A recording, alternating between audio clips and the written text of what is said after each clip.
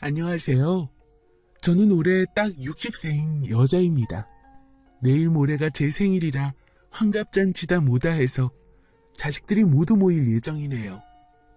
인생은 60부터라는데 저는 올해 정말로 새로운 삶을 살게 되었어요. 지난 60년의 고생이 오히려 고맙게 생각될 정도로요. 저의 파란만장한 이야기를 여러분께 들려드리고 싶네요. 마치 놀이기구 타듯 제 삶을 오르락내리락하게 만든 장본인은 바로 전 남편이었습니다. 당시 많은 분이 그렇듯 저도 선을 봐서 결혼했지요. 저희 집안이 그렇게 부유한 편은 아니었지만 대대로 교육자 집안으로 동네에선 제법 이름이 있었어요. 그에 걸맞게 남편의 집안도 만만치 않았지요. 시아버님이 사업을 하셨는데 정부 정책을 타고 제법 크게 일어났거든요. 한마디로 갑자기 돈을 많이 번 집안이었습니다. 남편도 시아버님의 회사에서 일했는데 이야기를 들어보니 젊은 나이였는데도 제법 능력 있어 보이더라고요. 인물도 훤칠하고 돈도 많은 집안에 능력까지. 결혼하지 않을 이유가 없었지요. 결혼 후 몇 해는 행복했어요. 말 그대로 신혼이었지요.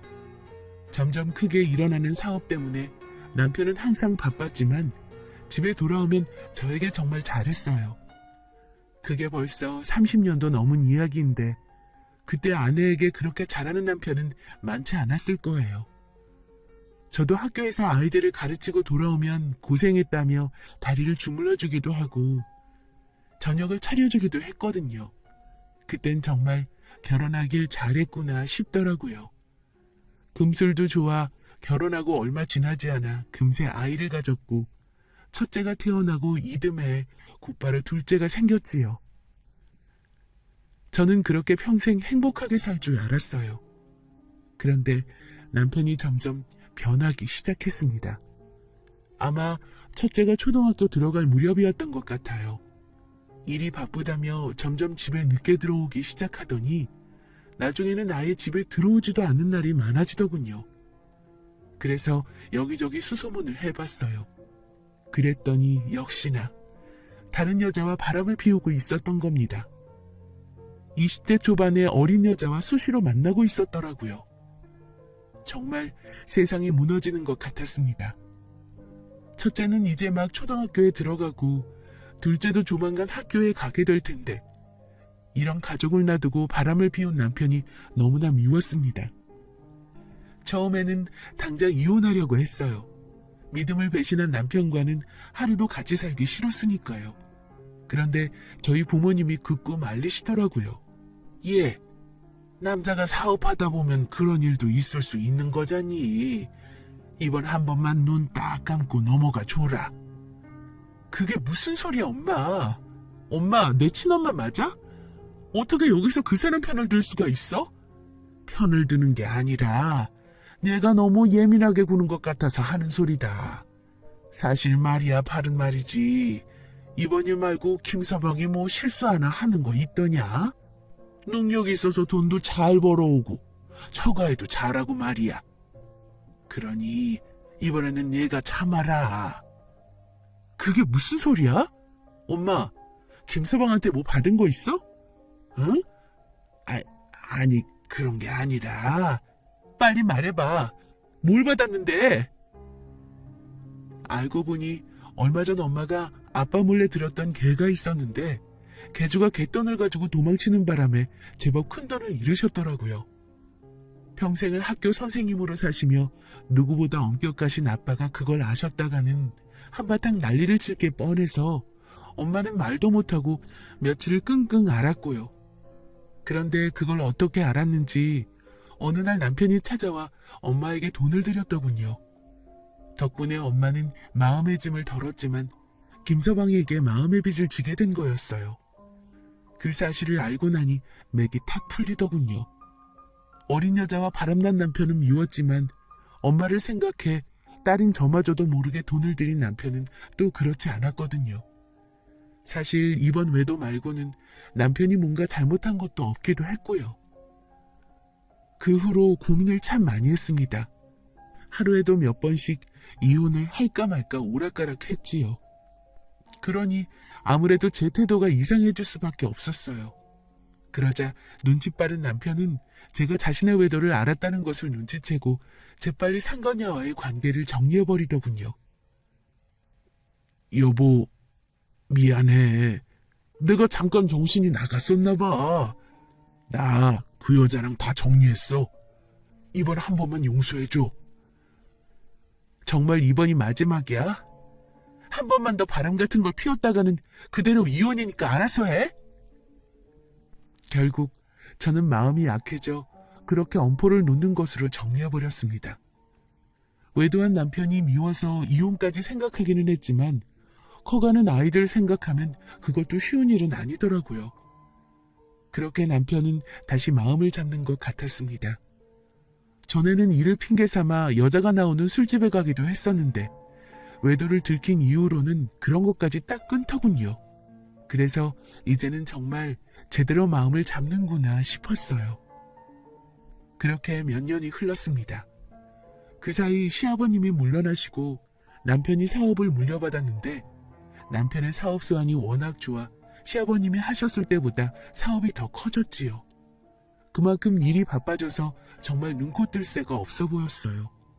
그러자 잊어버렸던 예전의 일이 떠오르더군요. 혹시 또 일을 핑계로 바람을 피우고 있는 건 아닌지 의심이 들었던 거지요. 한번 의심이 들기 시작하니 걷잡을 수 없이 커지기 시작하더라고요. 그래서 하루는 밤이 늦었는데도 집에 들어오지 않길래 전화를 했더니 사무실이라고 하더군요. 그래서 직접 확인할 생각으로 간단히 야식을 만들어서 회사로 갔지요. 그랬더니 사장인 남편을 포함해서 몇 명인가 직원들이 남아 늦게까지 일하고 있더라고요. 그 모습을 보고서야 저는 의심을 완전히 풀었어요. 아, 이 사람이 정말 일 때문에 정신이 없는 거구나. 이제 바람은 피우지 않겠구나 하고 말이지요. 하지만 그건 제 착각이었어요. 한번 다른 여자에게 눈 돌린 남자는 결국 다시 외도를 하게 되더군요. 남편은 그렇게 일이 바쁜 와중에도 젊은 여직원과 눈이 맞았던 겁니다. 그 사실을 알았을 땐 화가 나기보다는 허탈하더군요. 당시 제 나이가 40대 초반이었는데 눈이 맞은 여직원은 또 20대였었거든요. 정말 이 남자가 어린 여자에 환장했구나 하는 생각이 드니 화를 내고 싶은 마음도 사라져버렸지요. 하지만 이번엔 전처럼 쉽게 넘어가지 않더군요. 우리 이혼해. 뭐? 당신 지금 뭐라고 했어? 이혼? 그래. 나 이제 더는 당신을 사랑하지 않아. 나 사랑하는 사람이 생겼어. 사랑 같은 소리 하네. 내가 당신을 사랑해서 지금까지 같이 산 줄 알아? 당신은 가장이야. 아이도 둘이나 있다고. 어린 여자애랑 바람난 것까진 어떻게 이해해보겠는데. 뭐? 이혼? 나 진심이야. 그 여자랑 다시 시작해보고 싶어. 그리고 우리 아이도 있어. 뭐? 누군가 제 머리통을 망치로 친 것 같이 멍해지더군요. 아이라니, 이혼이라니. 다른 여자와 바람을 피웠던 것도 용서해준 저에게 되려 이혼을 이야기하는 남편이 황당하고 어이가 없었습니다. 그래서 단호하게 이야기했지요. 절대로 이혼 못해준다고. 이대로 평생 너 괴롭혀줄 테니 이혼은 꿈도 꾸지 말라고 했어요. 그러자 이번엔 시부모님이 나서시더군요. 평생 먹고 살 걱정 없을 정도의 돈을 줄 테니 제발 남편과 이혼해달라고요. 이렇게 말하면 시부모님이 참 못된 사람들이구나 생각할 수도 있지만 그런 분들은 아니셨어요. 오히려 당신이 자식을 잘못 키워서 너만 고생한다며 더 같이 살면서 고생하지 말고 차라리 이참에 이혼하라고 하셨거든요. 오히려 아들인 남편을 원망하고 며느리인 저를 더 걱정하셔서 하신 말씀이셨어요. 두 분의 말씀을 들으니 그제야 모든 것을 포기하게 되더군요. 사실 저는 2번이나 젊은 여자와 바람을 피운 남편이 원망스러워 죽을 때까지 붙들고 괴롭히려고 했어요. 그렇게 하면 제 삶도 덩달아 망가질 거라는 걸 알면서도 남편이 저를 떠나 어린 여자와 행복하게 사는 꼴은 절대로 보고 싶지 않았거든요. 하지만 시부모님께선 조강지처도 알아보지 못하고 철없이 구는 아들 때문에 제 삶까지 망가지면 안 된다고 몇 번이나 이혼하라고 설득하셨죠. 그래서 저는 시부모님의 뜻대로 이혼을 결심하게 되었습니다. 법적으로는 합의 이혼이었지만 남편은 그래도 양심은 있는지 재산 분할 외에도 제법 큰 돈을 위자료 명목으로 주더군요. 거기다 시부모님께서 아들을 잘못 키워 죽을 죄를 지었다며 따로 건물 한 채를 주셨고요. 그렇게 저와 남편의 결혼 생활은 끝이 났습니다. 남편과 헤어진 후 저는 두 아이를 키우며 열심히 살았습니다. 사실 생활비는 제가 교사로 일하며 버는 돈으로도 충분했어요. 그래서 이혼하면서 받은 재산은 쓰지 않고 그대로 두었습니다. 나중에 두 아이가 결혼할 때 보낼 생각으로 말이지요. 그렇게 한 해 두 해가 가고 아이들은 아빠가 없는데도 아무 탈 없이 무럭무럭 자라서 좋은 사람을 만나 각자의 살림을 꾸렸습니다. 그때까지 쓰지 않고 묵혀두었던 재산은 알게 모르게 불어나서 두 아이에게 나눠졌는데도 제법 큰 돈이 돌아갔고요. 아이들은 자신에게 그 재산을 다 주면 어떡하냐며 극구 사용했지만 저는 제가 사는 아파트를 빼고 전부 아이들에게 주었어요. 저는 재산을 굴릴 재주도 없고 전 남편에게 받은 재산을 더 들고 있고 싶지도 않았거든요. 그렇게 아이들은 모두 집을 떠나니 처음에는 홀가분했습니다. 하나도 대단할 것 없는 제가 이 세상에 와서 무사히 아이들을 키우고 세상에 내보낸 것만으로도 제가 해야 할 일은 다 했다고 생각했지요. 그런데 조금 시간이 지나니 허전함이 밀려오더라고요. 전에는 늘 누군가 집에 있어서 늘 온기가 돌았는데 이제는 학교를 마치고 집으로 돌아오면 썰렁함 한 개만 감돌았어요. 혼자서 밥해 먹기도 귀찮아져서 점점 인스턴트 음식으로 대충 때우게 되고 밤에는 보지도 않는 TV를 틀어놓은 채 혼자 술까지 마시게 되었지요. 젊은 사람도 그렇게 살면 건강에 좋지 않을 텐데 환갑이 다 된 제가 그렇게 살았으니 건강이 나빠질 수밖에 없었어요. 하지만 인생의 목표를 잃었다는 생각과 함께 찾아온 허전함은 무엇으로도 채워지지 않더군요. 그런데 그런 저에게 놀라운 일이 일어났습니다. 그날도 학교를 마치고 무거운 걸음으로 아무도 없는 집으로 향하던 길이었어요. 그런데 제가 사는 아파트 입구에 고등학생쯤 되어 보이는 여자아이가 불안한 눈빛으로 서 있더라고요. 분명 생전 처음 보는 아이였는데 어쩐지 낯이 좀 익은 것 같은 생각이 들어 저도 모르게 말을 걸었어요. 얘, 너 이 동네 아이는 아닌 것 같은데 왜 여기 서 있니? 저 사실은 사람을 찾고 있는데요. 사람? 혹시 누군지 내게 알려줄 수 있겠니? 내가 아는 사람일 수도 있잖아. 그분 성함이 이미자 옥자신데 이미호? 그건 제 이름이었습니다. 저는 전혀 모르는 아이였는데 왜 저를 찾고 있다는 건지 알 수가 없었습니다. 그건 난데? 내가 이미옥이야. 네가 날 찾고 있었다고? 왜? 네? 그게... 그때 아이의 배에서 꼬르륵 하며 엄청난 소리가 나더군요. 소리만 들어보면 며칠은 굶은 것 같았어요. 안 되겠다. 여기서 이러지 말고 뭐라도 좀 먹으면서 이야기하자. 예? 아니에요. 저는... 내가 배고파서 그래.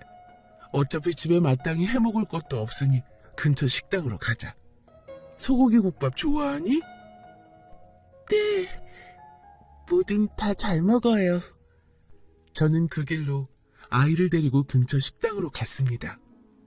국밥과 수육을 시켜주니 정말 개눈 감추듯 먹더라고요. 어찌나 맛있게 먹던지 보는 제가 다 흐뭇해질 정도였습니다. 그렇게 제가 앞에 있다는 사실도 잊은 채 맛있게 음식을 먹은 아이는 배가 차고 나자 얼굴을 붉히며 말을 꺼내더군요. 그런데 사연이 참... 저를 찾아온 여자아이는 이혼한 전 남편의 아이였어요. 같은 회사의 젊은 여직원과 나왔다던 아이였던 거지요. 전 남편은 제게 그랬던 것처럼 처음에는 식구들에게 엄청 잘했다고 하더군요. 하지만 아이가 초등학교에 들어가고 아이 엄마의 나이가 30대 중반에 접어들기 시작하자 남편의 못된 버릇, 그러니까 젊은 여자에게 손을 대는 버릇이 또 도졌던 모양이었습니다. 전 남편의 바람이 시작되자 아이 엄마는 스트레스를 견디지 못하고 정신줄을 놓아버렸더군요. 고작 초등학생이었던 아이는 엄마를 정신병원에 입원시켜놓고 집에 들어오지도 않는 아빠 때문에 고아나 마찬가지로 살았다고 했습니다. 아무리 어린아이지만 점점 나이를 먹을수록 아빠가 밖에서 무슨 짓을 하고 돌아다니는지 눈치를 챘다더군요. 엄마가 멀쩡히 살아있고 심지어 아빠 때문에 정신병원에 입원까지 한 상황이었는데도 아빠는 정신을 못 차리고 여전히 어린 여자를 쫓아다니고 있었더라고요. 아이는 그런 아빠가 죽이고 싶을 만큼 미웠지만 그런 아빠가 주는 생활비가 아쉬워 어쩔 수 없이 집에 붙어 있을 수밖에 없었다고 했습니다. 그런데 그런 생활도 그리 오래 이어지지는 못했더라고요. 나이를 먹을수록 회사 일은 뒷전이고 어린 여자만 쫓아다니던 전 남편이 급기야 어린 여자아이에게 돈을 주고 원조교제까지 한 모양이더라고요. 그 사실이 발각되어 전 남편은 구속되었는데 그 사이 호시탐탐 회사를 노리던 사람들이 사업을 통째로 삼켜버렸던 겁니다. 출소한 전 남편은 순식간에 빈털터리가 되었는데도 정신을 못 차리고 젊은 여자를 쫓아다니다가 급기야 꽃뱀에게 돈까지 뜯겨 남은 재산까지 모조리 털리고 말았던 겁니다. 결국 살던 집까지 압류돼서 갈 곳이 없었어요. 엄마는 어떻게 되셨니? 작년에 돌아가셨어요. 그 얘기를 듣는데 저도 모르게 울컥 눈물이 나오더라고요. 세상에 이 어린 것이 버려지다시피 큰 것도 모자라 하나뿐인 엄마를 정신병원에서 잃어버렸다니. 아이의 팔자가 너무나 애처로웠습니다. 그래서 날 찾아온 거니? 네. 예전에 아빠가 지나가듯 말씀하신 게 기억이 나서요. 어떤 식으로 이야기가 나왔는지는 기억하지 못했지만 제 이름만은 똑똑히 기억하고 있었더군요. 엄마는 죽고 아빠는 빚쟁이에게 쫓겨 어딘가로 사라지고 게다가 살던 집까지 빼앗긴 아이는 지푸라기라도 잡는 심정으로 저를 찾아온 것이었습니다. 제가 남편에게 받은 아파트에 아직도 살고 있지 않았다면 그것마저도 쉽지 않았겠지만요. 그러면 갈 것도 없겠구나? 네. 아버지가 돌아가신 것도 아니라서 고아로 지정되지도 않더라고요. 그래서 이제 막 고등학교 1학년, 한창 친구들과 어울리며 꽃을 피울 나이인데 아이의 얼굴에는 그늘만 잔뜩 드리워져 있었습니다. 그 모습을 보고 있자니 제 마음이 너무나 아프더라고요. 전 남편이 다른 여자와 낳은 아이, 사실 저와는 아무 상관도 없었지만 아이의 처지가 너무 딱하다는 생각이 들었어요. 그래서 아이에게 조심스럽게 말했지요. 그럼 우리 집에서 같이 살래? 어차피 아줌마도 혼자라 큰 집에서 혼자 살기 외롭기도 했거든. 그래도 되나요? 그럼 부담스러워하지 말고 우리 집으로 오렴. 그렇게 저는 상간녀의 딸과 함께 살게 되었습니다. 아이는 그간 얼마나 눈칫밥을 먹고 살았는지 그럴 필요가 없다는데도 그렇게 제 눈치를 보더군요. 학교가 끝나고 집에 돌아오면 제가 돌아오기 전에 집을 전부 청소해놓고 가끔은 저녁까지 만들어 놓고 기다리는 일도 있었습니다. 그 모습이 예뻐 보이기도 했지만 한편으로는 얼마나 눈치를 보며 살았으면 그럴까 안타까운 마음도 들더라고요. 그래서 아이가 나서기 전에 제가 먼저 집을 청소하고 요리를 만들었습니다. 혼자 살 때는 귀찮아서 요리 같은 건 잘 하지도 않았어요. 그런데 고작 식구 하나가 늘어난 것 뿐인데도 요리하는 게 즐겁더라고요. 그렇게 갖가지 요리를 해놓으면 아이는 너무나 맛있게 먹어주었고요. 아이는 그런 제게 늘 미안해했지만 저는 아이가 맛있게 먹는 모습을 보는 것만으로도 보상받는 기분이었습니다. 하지만 언제까지나 아이가 주눅이 든 채로 살게 둘 수는 없었어요. 그래서 출가한 아이들과 상의한 끝에 결정을 내렸습니다. 예, 잠깐 나랑 얘기 좀 할 수 있겠니? 네? 무슨 일이세요? 진지한 표정으로 아이를 부르니 잔뜩 주눅 든 모습으로 오더군요. 아마 자신을 집에서 나가라고 할 거라고 생각했나 보더라고요. 그래서 우선 아이를 안심시켜 놓고 하고 싶은 말을 꺼냈습니다. 너만 괜찮다면 널 내 양녀로 드리고 싶구나. 언제 돌아올지도 모르는 아빠를 기다릴 수는 없잖니? 게다가 그 사람이 돌아와서 널 돌볼 것 같지도 않고 말이다. 내가 컸다고는 하지만 이제 갓 고1인데 아직 돌봐줄 사람이 필요하니 내가 돌봐주마. 하지만 그건 너무 폐를 끼치는 건 아닌지. 그런 걱정은 하지 말거라. 난 오히려 내가 집에 있어서 얼마나 즐거운지 몰라. 내가 싫다고 해도 오히려 내가 붙잡고 싶은 마음이란다. 그러니 너무 어렵게 생각하지 않았으면 좋겠다. 아이는 무척이나 갈등하더군요. 이제 와서 자신을 버린 아버지를 걱정하는 건 아니겠지만 자신이 상간녀의 딸이라는 것 때문에 고민하고 있었어요. 저는 그런 아이를 걱정하지 말라며 다독였고요. 그렇게 몇 달의 고민 끝에 결국 아이가 결정을 내렸어요. 제 양녀가 되기로 한 거지요. 저는 아이를 호적에 올리자마자 다른 언니 오빠에게 소개해 주었어요. 두 아이 모두 출가도 했고 재산까지 받은 상태라서 아무 거부감 없이 아이를 동생으로 받아들여 주더군요. 게다가 나이 차이도 커서 뒤늦게 어린 동생을 얻은 느낌이라며 무척이나 잘해주더군요. 심지어 둘째 아들은 오빠 노릇이 그렇게 해보고 싶었는지 저 몰래 따로 막내에게 이런저런 선물까지 주며 막내를 챙겼어요. 막내도 처음에는 저나 언니 오빠의 눈치를 봤지만 시간이 지나면 지날수록 점점 익숙해지더군요.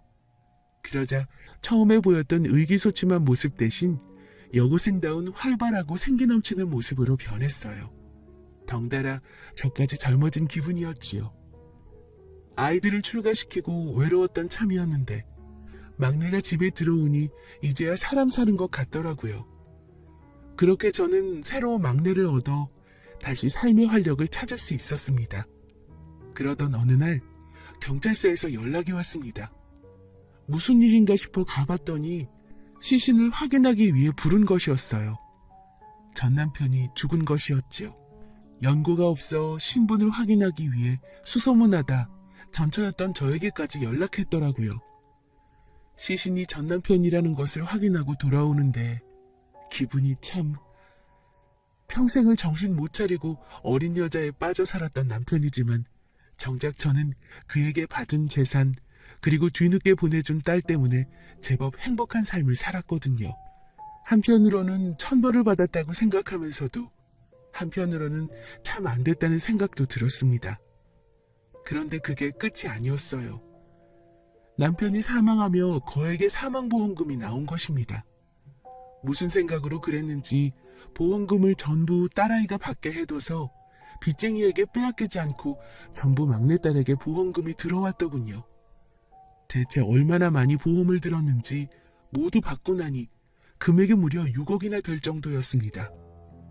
아빠의 사망 소식을 들은 막내는 한참 동안 우울해하더니 털고 일어나서 보험금을 제게 주겠다더군요. 물론 저는 받지 않았어요. 그 돈은 나중에 막내 결혼할 때 함께 보낼 생각입니다. 60년을 꽉 채워 살아오는 동안 참 많은 일이 있었네요. 때로는 슬픈 일도 있었고 화가 나는 일도 있었지만 모든 일이 지나고 생각해보니 하나하나가 행복한 삶이었습니다. 남편의 바람기는 결국 잡지 못했지만 그 덕에 남부럽지 않게 살 수 있었고 늙음하게 사랑스러운 딸까지 얻었네요. 이 사연을 듣고 계신 분들도 지나간 삶이 행복하게 기억되기를 바랍니다. 지금까지 제 긴 이야기 들어주셔서 감사합니다.